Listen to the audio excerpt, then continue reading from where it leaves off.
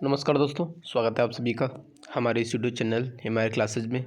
और आज की इस वीडियो में हम बात करने वाले हैं कीटों के जीवन चक्र के बारे में।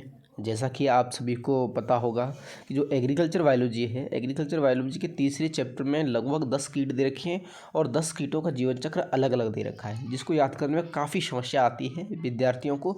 तो हमने एक बिल्कुल ही शॉर्ट ट्रिक्स बनाई है जिसके द्वारा आप कीटों के जीवन चक्र को बड़ी आसानी से लिख सकते हैं। तो चलिए हम वीडियो को शुरू करते हैं।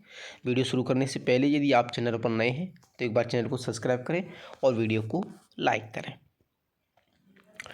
देखिए, सबसे पहले हम जान लेते हैं कि परीक्षा में कौन कौन से हमें मुख्य कीट और बिंदु पूछे जाएंगे। अगर हम कीटों की बात करें तो लगभग 10 कीट है जो तुम्हारे तीसरे चैप्टर में दे रखे हैं। इन 10 कीटों के बारे में आपसे पूछा जाएगा। जैसे हम सबसे पहले बात करें, एक कतरा है, एक सफ़ेद लटे है, एक दीमक है, एक टिड्डा है, एक मोइला है, एक फलमक्खी है, एक तितली है, फली छेदक है, तना छेदक है और खफरा है। ये 10 कीट हैं जो 10 कीटों के जीवन चक्र आपको एग्जाम में पूछे जा सकते हैं और आपके सिलेबस में ये 10 ही कीट दे रखे हैं। अब मैं बात करूँ कि जीवन चक्र में मुख्य बिंदु क्या होते हैं। अगर आपने को मुख्य बिंदु समझ में आ गए तो आप आसानी से जीवन चक्र लिख सकते हो। मुख्य बिंदु में एक तो आपको लिखना है प्रजनन मौसम, कि वह कौन से मौसम में प्रजनन करता है, कौन से मौसम में बच्चे पैदा करता है कीट। एक चीज़ तो आपको ये पता होना चाहिए।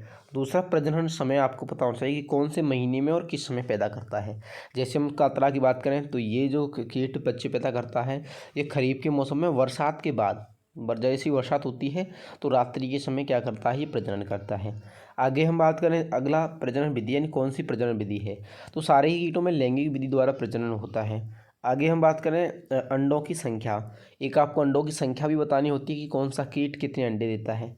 आगे एक अगर हम बात करें ऊष्मायन यानी अंडे से बच्चे बनने में कितना समय लगता है, तो ये ऊष्मायन अवधि भी आपको वहाँ पर बतानी होती है। और लास्ट वाला जो पॉइंट है वो है जीवन अवधि। आप हर कीट के 6 पॉइंट याद रख लो। ये 6 पॉइंट याद रखने के बाद आप आसानी से किसी भी कीट का जीवन चक्र लिख सकते हो। और ये 6 पॉइंट आपको 12th में ही नहीं पूछे जाएंगे। जब आप जेट ICR या किसी का एग्जाम दोगे एग्रीकल्चर से संबंधित, तो वहाँ भी ये 6 पॉइंटों में से प्रश्न पूछे जाएंगे। वो किसी भी कीट की अवस्था पूछ सकता है आपसे, किसी भी कीट के अंडों की संख्या पूछ सकता है, किसी भी कीट की जीवन अवधि आपसे पूछ सकता है। तो ये आपको आगे तक काम आएगा। तो इसको आप अच्छी तरह से एक ही बार में कंप्लीट कर लें। तो चलिए हम आगे और बढ़ते हैं और जानते हैं एक सारणी। अगर आपको ये सारणी अच्छी तरह से याद होगी तो मान लो कि आपको सारे कीटों का जीवन चक्र याद होगा। मैंने ये सारणी बहुत टिपिकली रूप से तैयार की है और ये आपके NCERT सिलेबस से ही तैयार की गई है। ये सारणी NCERT में दे नहीं रखी है, मैंने खुद से तैयार की है।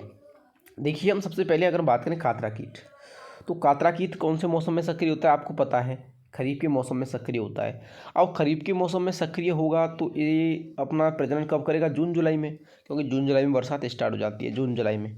अगर विधि की बात करें में, प्रजनन की कौन सी विधि, लैंगिक विधि है। अगर हम अंडे की बात करें तो ये 1500 अंडे देता है, यानी इसकी जो मादा है वो 1500 अंडे देती है और इसका जो ऊष्मायन है वो 4 से 5 दिन का होता है। आगे इसकी जीवन अवधि की बात करूँ तो लगभग 1 वर्ष तक ये जीवित रहता है।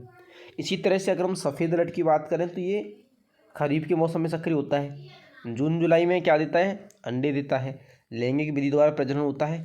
इसकी जो एक मादा है वो 50 से 60 अंडे देती है। इसका जो ऊष्मायन है वो 7 से 13 दिन होता है और 60 दिन तक ये जीवित रहता है। अगर हम ऊष्मायन की बात करें तो अधिकतर कीटों का जो ऊष्मायन है वो 7 से 13 दिन के बीच में ही होता है। आप इस सारणी को अच्छी तरह से याद कर लें, या तो आप अपनी नोटबुक में आपके पास जो भी हो उसमें बना लें। एक बार बना करके देखोगे तो ये सारणी आपको आसानी से समझ में आ जाएगी। मैं पूरी सारणी आपको पढ़ाऊंगा तो टाइम ज़्यादा लग जाएगा। आपको अगर यहाँ पर पूरी सारणी देखनी है तो वीडियो को पॉज कर दें और आराम से पूरी सारणी को देख करके आगे बढ़ें। अब हमें आगे बात करूँ कि इस सारणी को याद करने के बाद आपको भाषा किस तरह से बनानी है। वैसे तो अगर आपको ये सारणी पूरी याद हो गई तो आप आसानी से किसी भी कीट का जीवन चक्र लिख सकते हो, लेकिन आपको भाषा किस तरह से बनानी है और नहीं भी अगर आपको सारणी याद हो तो किस तरह से लिखना है, ये हम आगे देखते हैं। चलिए, सबसे पहले हम 2 चीज़ें देख लेते हैं कि कीटों में जो जीवन चक्र होता है उसमें 2 कायांतरण की अवस्थाएँ होती हैं।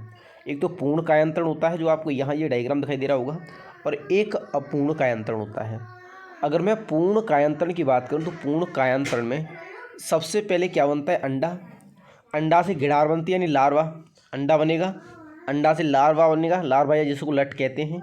लार्वा से प्यूपा, यानी थोड़ी सी कीट जीव जैसी संरचना उसकी बनने लगेगी प्यूपा में। प्यूपा से फिर क्या बनता है, वयस्क बनता है। यानी जो पूर्ण कायांतरण में 4 अवस्थाएं होती हैं, अंडा, अंडा से लार्वा, लार्वा से प्यूपा, प्यूपा से वयस्क बनता है। ये भी आपसे पूछा जाता है कि कीटों के पूर्ण कायांतरण में कौन कौन सी अवस्थाएं होती हैं। तो 4 अवस्थाएं होती हैं, अंडा, लार्वा, प्यूपा और वयस्क। आगे इसी तरह अगर हम बात करें अपूर्ण कायांतरण, तो अपूर्ण कायांतरण में केवल 3 अवस्थाएं ही होती हैं। ध्यान रखना, जो कीटों में अपूर्ण कायांतरण होता है उसमें केवल 3 अवस्थाएं होती हैं। अंडा बनता है, अंडा से छोटा जीव बनता है जिसे निम्फ कहते हैं, और निम्फ से बड़ा जीव बनता है जिसको हम कहते हैं वयस्क। यानी अपूर्ण कायांतरण में केवल 3 अवस्था पाई जाती हैं, अंडा, निम्फ और एडल्ट। और पूर्ण कायांतरण में 4 अवस्थाएं होती हैं, अंडा, लार्वा, प्यूपा और वयस्क। ये चीज़ आपको पता होगी तो आप आसानी से किसी भी जीव के जीवन चक्र को आसानी से लिख सकते हो। पूर्ण कायांतरण सभी जीवों में पाया जाता है। जो आपकी किताब में जितने भी कीट दे रखे हैं उनमें पूर्ण कायांतरण पाया जाता है, किसी में भी अपूर्ण कायांतरण उपस्थित नहीं होता है। अब देखो हम किस तरह से लिखेंगे अपनी भाषा, वो हम यहाँ देख लेते हैं। जैसे एग्जाम्पल के तौर पर मैं यहाँ कातरा कीट का जीवन चक्र आपको लिख के दे रहा हूँ। कातरा कीट के बेस पर आप सभी का लिखोगे। तो कातरा कीट की अगर हम बात करें, यह कीट खरीफ ऋतु में सक्रिय रहता है। इस कीट में पूर्ण कायांतरण पाया जाता है। इसमें पहले अंडा, फिर लट, फिर प्यूपा एवं प्यूपा से वयस्क बनता है। इस कीट के नर व मादा वयस्क वर्षा होने के बाद रात्रि में बाहर निकलते हैं। मादा नर को आकर्षित करके मैथुन क्रिया करती है। एक मादा कीट लगभग 1500 अंडे देती है। अंडों से 4 से 5 दिन बाद लट निकलती है, जिससे प्यूपा का विकास होता है, जो कुछ दिन बाद वयस्क बन जाता है। इस कीट का जीवन काल लगभग 1 वर्ष का होता है। ये कातरा कीट का जीवन काल हमने लिख दिया, और बिल्कुल सटीक जीवन काल है जो किताब में भी आपको नहीं मिलेगा। अब आपको करना क्या है, दूसरे कीट का लिखना है। तो जो मैंने लाल लाल पॉइंट यहाँ दिए हैं 6, ये लाल लाल पॉइंट आपको चेंज करने हैं। जैसे मान लो आपको मोयला कीट का लिखना है, तो मोयला कीट में खरीफ की जगह क्या करना है, यहाँ रवि करना है। अगर आपको मोयला लिखना है तो खरीफ की जगह रवि करना है। इसमें भी पूर्ण कायांतरण होता है, यहाँ कुछ चेंज नहीं करना है। ये वर्षा आपको उठा देनी है, वर्षा होने के बाद ये वर्षा है ये आपको उठा देनी है। आपको यहाँ क्या लिखना है, नवंबर माह लिखना है, क्योंकि वो रवि के मौसम में सक्रिय होता है, तो नवंबर माह लिखना है आपको केवल। और ऐसे ही अगर हम आगे बात करें, एक मादा लगभग 50 से 60 अंडे देती है मोइलम, आपको ये लिखना है। ऐसे ही जो 4 से 5 दिन लिखा है वो आपको 7 से 13 दिन करना है। और जो 1 वर्ष है वो लगभग आपको 6 महीने या 45 दिन करनी है। इस तरह से आप मोइला का लिख दोगे। किसी भी कीट का आप जीवन चक्र लिख सकते हो, बस आपको ये 6 पॉइंट बदलने हैं। ये 6 पॉइंट वही पॉइंट हैं जो आप याद करोगे पीछे उस सारणी में से। ये सबसे बेस्ट जीवन चक्र होगा आपका, और आपको इसमें कोई भी दिक्कत नहीं आएगी। चाहे आपको जेट में प्रश्न पूछे तो भी आप बता दोगे, ICR में पूछे तो भी आप इसी तरह से बता दोगे। जैसे मैं मोइला का बात करूँ, मोइला का मैंने यहाँ आगे लिखा है। अब किस तरह से लिखेंगे मोइला का, यह रबी मौसम में सक्रिय रहता है। इस कीट में पूर्ण कायांतरण पाया जाता है। इसमें पहले अंडा, फिर लट एवं प्यूपा तथा प्यूपा से वयस्क बनता है। इस कीट के नर व मादा वयस्क नवंबर में बाहर निकलते हैं। मादा नर को आकर्षित करके मैथुन क्रिया करती है। एक मादा कीट लगभग 200 से 250 अंडे देती है। अंडों से 7 से 13 दिन बाद लट निकलती है, जिससे पूर्ण प्यूपा का विकास होता है, जो कुछ दिन बाद वयस्क बन जाता है। इस कीट का जीवन चक्र लगभग 1 वर्ष होता है। इसका जीवन चक्र 1 वर्ष होता है, लगभग 45 दिन के करीब माना जाता है। ये 45 दिन होगा। तो इस तरह से आप किसी भी कीट का जीवन चक्र लिख सकते हो। आपको कोई भी समस्या जीवन चक्र लिखने में नहीं आएगी। अगर आपको वीडियो पसंद आई हो तो वीडियो को लाइक करना, शेयर करना और चैनल को सब्सक्राइब करना। Thank you.